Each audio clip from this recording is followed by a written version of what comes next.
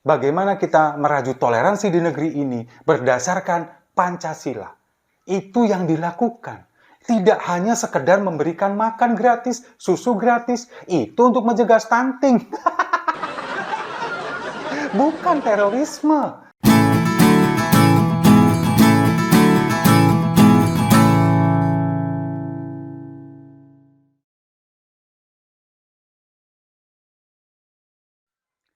Salam damai untuk Indonesia, berjumpa lagi bersama saya Papa Dimas. Info kali ini datangnya dari Prabowo Subianto yang menurut pemahaman beliau, terorisme di Indonesia bisa hilang kalau pelakunya diberi makan. Jadi apapun permasalahannya, solusinya diberi makan. Mental health bagi kaum muda, solusinya diberi makan. Lalu meningkatkan kecerdasan, diberi makan. Masalah terorisme dan radikalisme, solusinya juga diberi makan. Nah, jawaban ini kan muncul ketika hari Jumat yang lalu. Prabowo Subianto yang kemudian diundang uji publik di Universitas Muhammadiyah Surabaya. Harusnya kan datang sama Gibran, tapi Gibrannya kan nggak berani datang, takut nih. Lalu kemudian Prabowo datang sendirian. Nah, salah satu panelis ini menanyakan bagaimana nanti pencegahan terorisme, ekstremisme, dan radikalisme di Indonesia kalau misalkan Bapak nanti menjadi presiden. Dan jawabannya yaitu tadi. Nah, sebelum kita bahas lebih lanjut, kita simak dulu videonya berikut ini. Sebagian rakyat kita putus asa. Sebagian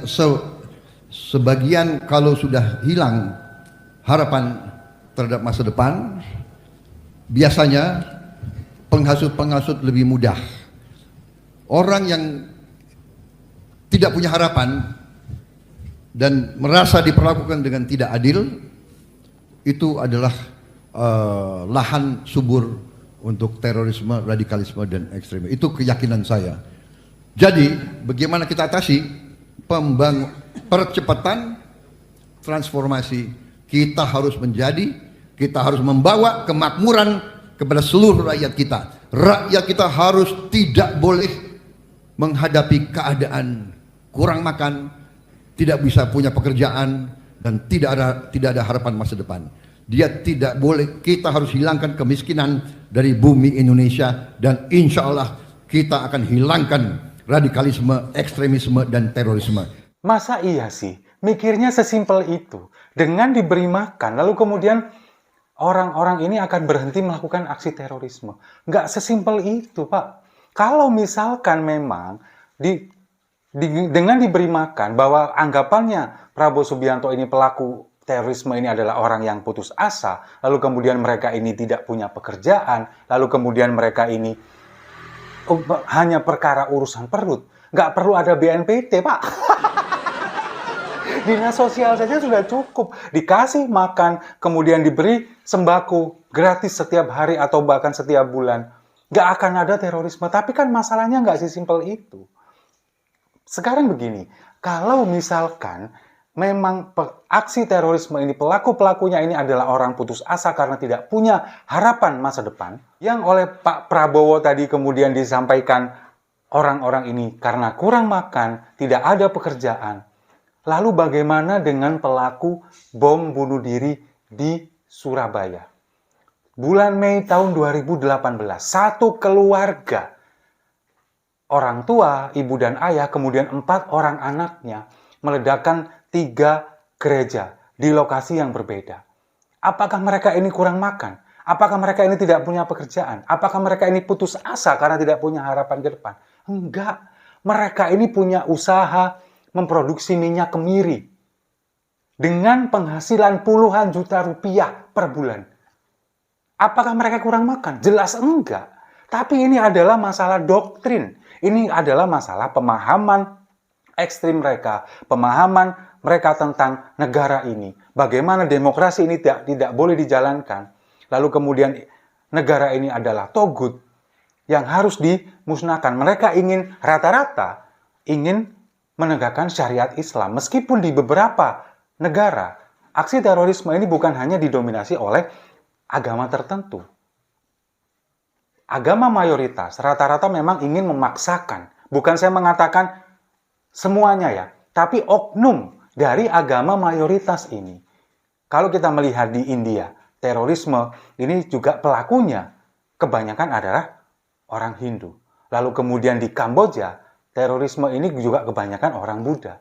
Bagaimana di Amerika, benua Amerika, baik di Amerika Selatan, di Amerika Utara, pelakunya adalah orang-orang yang beragama Kristen Katolik.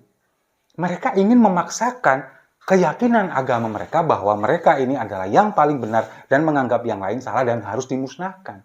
Apakah ini kemudian hanya sebatas urusan perut? Enggak. Makanya, kalau seorang calon presiden kemudian punya pola pikir seperti ini, apakah ini kemudian bisa dijadikan sebagai pemimpin? Sekarang, kalau boleh kita membandingkan, kita tengok perjalanan Pak Ganjar Pranowo ketika memimpin menjadi gubernur Jawa Tengah. Bagaimana beliau kemudian mencegah terorisme. Dimulai dari mana? Dimulai dari sekolah.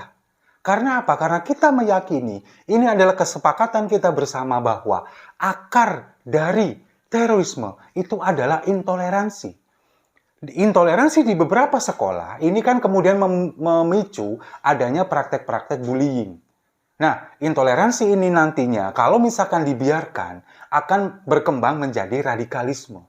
Dan radikalisme ini kalau misalkan nanti dibiarkan juga akan berkembang menjadi terorisme. Itu akarnya. Makanya ketika Pak Ganjar dulu menjadi gubernur Jawa Tengah, punya program yang namanya Gubernur Mengajar. Gubernur ini datang ke sekolah-sekolah untuk memberikan pemahaman terutama tentang bagaimana kita merajut toleransi di negeri ini berdasarkan Pancasila. Itu yang dilakukan. Tidak hanya sekedar memberikan makan gratis, susu gratis, itu untuk mencegah stunting. Bukan terorisme. Masa iya yang seperti ini nggak paham? Sudah berpengalaman loh jadi capres. Udah berulang kali kemudian mempelajari ini semua, ada di panggung untuk berdebat. Masa iya jawabannya cuma sekedar makan gratis, kemudian hanya karena masalah urusan perut, masalah urusan pekerjaan. Kalau misalkan beberapa kejahatan, kriminalitas ini dipicu oleh kemiskinan, kita mengakui iya beberapa, seperti pencurian, lalu kemudian misalkan penjambretan, atau mungkin juga pembunuhan, perampokan, dipicu masalah ekonomi. Banyak memang.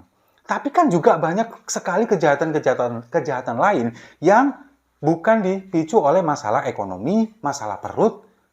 Banyak. Korupsi misalkan. Apakah mereka ini kemudian orang yang kekurangan? Bukan. Mereka ini adalah orang yang gila harta, gila kekuasaan. Itu yang terjadi, makanya mereka korupsi. Lalu kemudian dengan narkotika, apakah kemudian mereka ini pelaku-pelakunya ini juga terhimpit masalah ekonomi? Enggak juga. Banyak juga mereka yang memang selain mereka mengkonsumsi, mereka juga menjadi pengedar. Nah, khusus masalah terorisme ini nggak bisa dipahami dengan hanya sekedar memberikan makan, memberikan susu. Ini masalah doktrin, masalah pemahaman yang memang harus dari akarnya, dari dasarnya. Makanya ketika kita kemudian harus memiliki BNPT, memiliki Densus 88, lalu kemudian ketika mantan napi terorisme ini yang kemudian sudah bebas, apakah mereka kemudian dibiarkan lepas begitu saja, hanya dikasih makan nasi dan susu? Enggak, mereka tetap harus dibimbing oleh Densus 88 dengan deradikalisasi, supaya mereka tidak lagi kembali ke pemahaman mereka bahwa apa yang mereka lakukan itu adalah sesuatu yang benar. Memaksakan kehendak, memaksakan kebenaran mereka, meyakini apa yang mereka yakini ini adalah sebuah kebenaran dan harus dipaksakan kepada orang lain. Itu intinya, Pak. Bukan dengan memberi makan. Tapi ya itulah sekarang, kondisi yang seperti ini.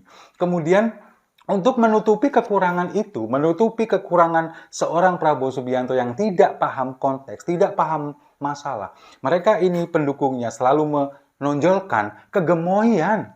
Selalu ditonjolkan dengan pemimpin yang gemoy. Lalu kemudian divisualisasikan sebagai bentuk AI, bukan bentuk aslinya, bahwa dia ini adalah gemoy, pemimpin yang menggemaskan, imut, lucu. Kemudian untuk menutupi kekurangan-kekurangan ini tidak paham konteks, pernah punya pelanggaran HAM pada waktu itu.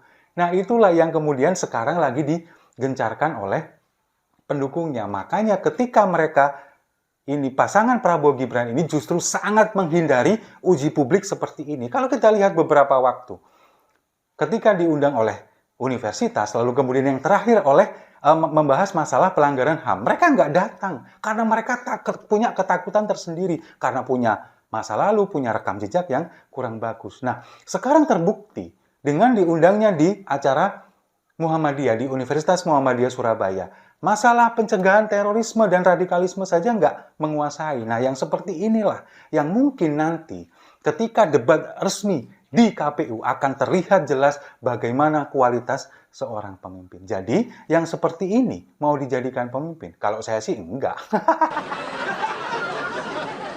Nah, sekali lagi, kita butuh pemimpin yang benar-benar paham, pemimpin yang benar-benar menguasai keadaan, punya problem solving yang luar biasa, bukan hanya sekedar makan, bukan hanya sekedar memberi susu gratis. Setuju ya? Kalau setuju, mari kita minum kopinya sama-sama untuk terorisme dan radikalisme yang harus dicegah.